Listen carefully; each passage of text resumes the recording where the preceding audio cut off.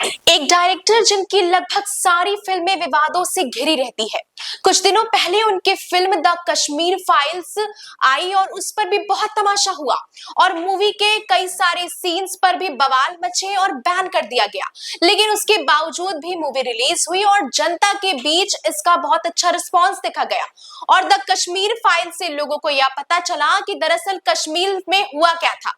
लेकिन आज हम बात करने वाले हैं उस फिल्म की जिसने रिलीज से पहले ही पूरे देश में एक राजनीतिक विवाद खड़ा कर दिया है और यह फिल्म भी उन्हीं डायरेक्टर की है जिन्होंने द कश्मीर फाइल्स जैसी फिल्में डायरेक्ट की थी। मैं बात कर रही हूं डायरेक्टर विवेक अग्निहोत्री की, जिनकी फिल्म आ रही है द बंगाल फाइल्स। जी हाँ, वही बंगाल फाइल्स जो 1946 की महान कलकत्ता हत्याकांड और नोआखली दंगों पर आधारित फिल्म है, जिसमें हिंसा और उनके परिणामों को लेकर नरसंहार के रूप में दर्शाया गया है।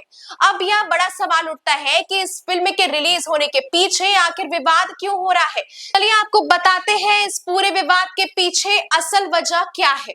दरअसल कोलकाता में फिल्म का ट्रेलर लॉन्च होना था। पहले एक मल्टीप्लेक्स में प्रोग्राम रखा गया, लेकिन अचानक फिल्म के ट्रेलर लॉन्च से पहले ही रद्द कर दिए गए। उसके बाद एक होटल में इवेंट आयोजित किया गया, लेकिन वहां भी जैसे ही ट्रेलर दिखाने की तैयारियां शुरू हुई, बत्ती गुल कर दी गई और तारों को काट दिया गया। पुलिस ने कहा कि इवेंट नहीं हो सकता है, इवेंट पर रोक लगा दिया गया। डायरेक्टर विवेक अग्निहोत्री की इसके पहले फिल्म जो कि द ताशकंद फाइल 2019 में आई थी, उस फिल्म में दिखाया गया था लाल बहादुर शास्त्री की रहस्यमयी मौत पर यह फिल्म आधारित थी, जिसे लेकर भी बहुत सारे सवाल उठे और विवाद हुए। फिल्म डायरेक्टर विवेक अग्निहोत्री का कहना है कि यह सब राजनीतिक दबाव की वजह से हो रहा है और ये सिर्फ एक राजनीतिक दबाव ही नहीं बल्कि लोकतंत्र पर भी सीधा हमला है। 16 अगस्त 1946 के कलकत्ता दंगे अंग्रेजों के भारत छोड़ने के बाद एक अलग मुस्लिम मातृभूमि की मांग को लेकर अखिल भारतीय मुस्लिम लीग द्वारा डायरेक्ट एक्शन डे की वजह से भड़के थे। इसके परिणाम स्वरूप व्यापक हिंसा हुई, जिसका मुख्य निशाना कलकत्ता में हिंदू आबादी थी। 4 दिनों तक चले इस सांप्रदायिक दंगे में लगभग 10,000 से भी ज्यादा लोगों की जान गई थी और हजारों लोग घायल हुए थे। द बंगाल फाइल्स अग्निहोत्री की तीसरी फिल्म है। इससे पहले द ताशकंद फाइल्स और द कश्मीर फाइल्स आ चुकी है।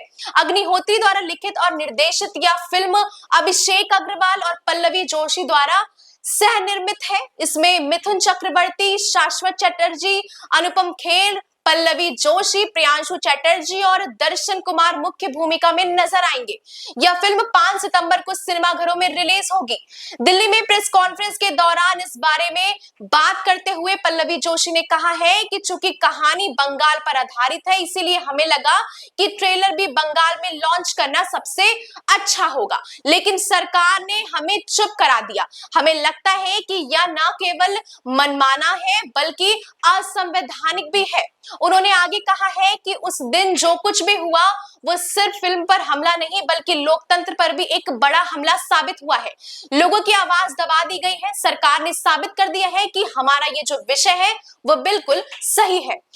इस विषयों के अलावा भी कुछ और ऐसे प्रमुख कारण हैं जिनकी वजह से विवाद बना हुआ है। इसमें से एक वजह है गोपाल चंद्र मुखर्जी का चित्रण। जी हाँ, गोपाल चंद्र मुखर्जी एक प्रसिद्ध बंगाली योद्धा थे।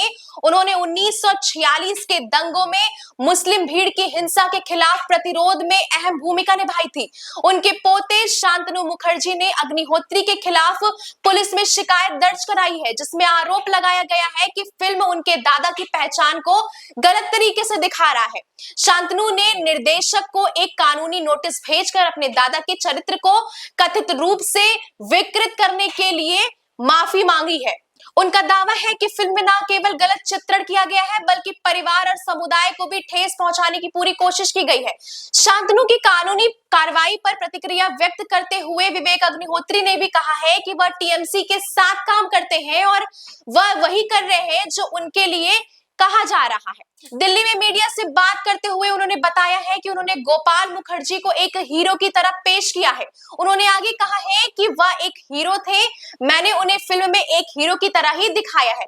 अब देखने वाली बात यह होगी कि क्या ये फिल्म विवादों के बाद भी जनता के दिल में अपनी जगह बना सकती है, या फिर वही तमाशा होगा कि सेंसर बोर्ड द्वारा इसे भी बैन कर दिया जाएगा। बहरहाल अपनी प्रतिक्रिया हमें जरूर बताएं और ऐसी तमाम सारी खबरें देखने के लिए जुड़े रहे संपन्न भारत के साथ। धन्यवाद।